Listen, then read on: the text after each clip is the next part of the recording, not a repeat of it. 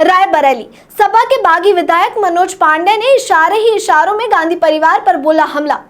लोकसभा चुनाव में सपा एक भी सीट नहीं जीत रही। मनोज, ना 9 मन तेल होगा ना राधा नाचेगी। मनोज पांडे, बीजेपी के संकल्प पत्र को मोदी की बताया गारंटी। सपा द्वारा बार बार प्रत्याशी बदलने पर जताई नाराजगी। गांधी परिवार पर भी मनोज पांडे ने बोला जुबानी हमला। रायबरेली में इस बार गांधी परिवार का होगा सफाया। गांधी परिवार ने रायबरेली वासियों से किया धोखा। मनोज, इस बार के लोकसभा चुनाव में जनता गांधी परिवार को सिखाएगी सबक। मनोज, भारतीय जनता पार्टी का संकल्प पत्र जारी हुआ है, इसको किस वजह से?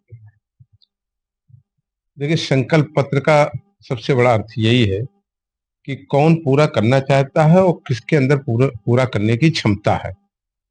अगर आप ये कल्पना करिए कि एक गांव में रहने वाला गरीब व्यक्ति जो साइकिल से चलता है, अगर वो ये घोषणा करे कि हम सारे गांव के लोगों को मोटरसाइकिल दे देंगे और उसके साथ कोई लोकतंत्र में उसके साथ बहुमत ना हो, जन समर्थन ना हो, तो उस पर तो जनता विश्वास नहीं करेगी। हाँ, इस समय देश कोविड से लेकर के आज तक, जब भारत विश्व का पहला देश बना जिसने अपनी आबादी के 75% से ज्यादा लोगों को फ्री अनाज उपलब्ध कराया, खाने की व्यवस्था किया, फ्री सिलेंडर उपलब्ध कराया, सस्ती बिजली उपलब्ध कराया, तब देश के लोगों को ये विश्वास हो गया कि आदरणीय नरेंद्र मोदी जी जो कहेंगे वो करेंगे।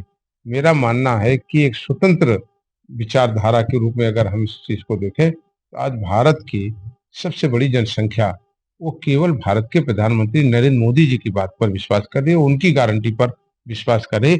बाकी को वो चुनावी केवल मुद्दा और चुनावी चोचलेबाजी मान रही है। पार्टी के राष्ट्रीय अध्यक्ष ने प्रकाशित किया है।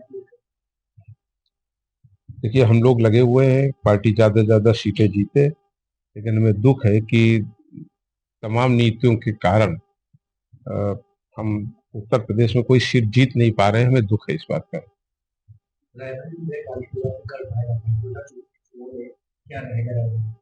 नहीं, कोई गड़बड़ नहीं है। रायबरेली को ठगा गया है, कभी भावनाओं के नाम पर, कभी परिवार के नाम पर। ये कैसा परिवार? एक हाथ से लोग ताली बजा रहे हैं और एक हाथ से लोग ताली बजवा रहे हैं जिन लोगों ने कस्में खाई हो, सौगंध उठाई हो, जिन लोगों ने माताओं, बहनों, नौजवानों, गरीबों से ये कहकर के वोट मांगा हो कि हम परिवार की तरह आपके साथ रहेंगे।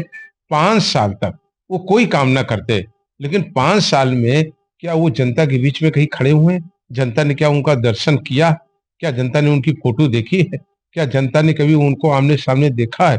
और जो लोग 5 साल तक इस लोकतंत्र में यहाँ के गरीब किसानों का, हमारी वृद्ध माताओं का, बहनों का, गरीबों का, दलित भाइयों का, जिन्होंने वोट ले लिया 5 साल तक, वो कभी उनके बीच में नहीं आए, तो मैं समझता हूँ कि उन्होंने उनके साथ धोखा किया है, झूठ बोला है। लोग तरसते रहे कि हमारा मेंबर ऑफ पार्लियामेंट कौन है, हमारा सांसद कौन है। लोग अपने को ठगा महसूस करते रहे कि हमने जिसको वोट दिया है, काश हमारे मरे हुए पिता की मिट्टी में भी आ जाए। हमारी बेटी के और हमारी बहन के हाथ पीले हो रहे हैं, उसमें आशीर्वाद देने चला है।